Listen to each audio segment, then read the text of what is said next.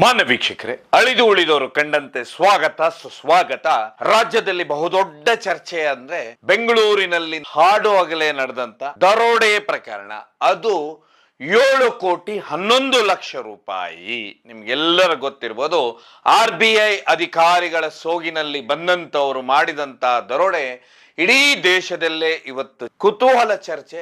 ಯಾಕೆ ಈ ಚರ್ಚೆ ಇಷ್ಟು ದೊಡ್ಡ ಮಟ್ಟದಲ್ಲಿ ಬೆಳೀತಂದ್ರೆ, ಸರಿಸುಮಾರು 54 ಗಂಟೆಯಲ್ಲೇ ಪೊಲೀಸರು ಎಲ್ಲಾ ಆರೋಪಿಗಳನ್ನು ಬಂಧಿಸ್ತಾರೆ. ಅದರಲ್ಲಿ 6,41,00,000 ರೂಪಾಯಿಯನ್ನ ರಿಕವರಿ ಮಾಡ್ತಾರೆ. ಆದ್ರೆ ಇಲ್ಲಿ ಆರೋಪಿಗಳು ಯಾರು ಅನ್ನುವಂಥದ್ದು ನೋಡುವಾಗ ಬರುವತ್ತಿಗೆ ತುಂಬಾ ಆಶ್ಚರ್ಯ ಅನ್ಸುತ್ತೆ. ಒಂದು ಕಡೆ ಅಲ್ಲಿ ಕೆಲಸ ಮಾಡಿದ ಇಬ್ರು, ಇನ್ನೊಂದು ಕಡೆ ಪೊಲೀಸ್ ಇಲಾಖೆಯಲ್ಲಿ ಕೆಲಸ ಮಾಡಿದಂತ ವ್ಯಕ್ತಿಯೇ ಇದರಲ್ಲಿ ಭಾಗಿಯಾಗ್ತಾನೆ. ಅದನ್ನು ಕ್ರೈಮ್ ಕಾನ್ಸ್ಟೇಬಲ್. ಯಾವತ್ತು ದರೋಡೆ ಆಗುತ್ತೆ ಆವತ್ತಿನ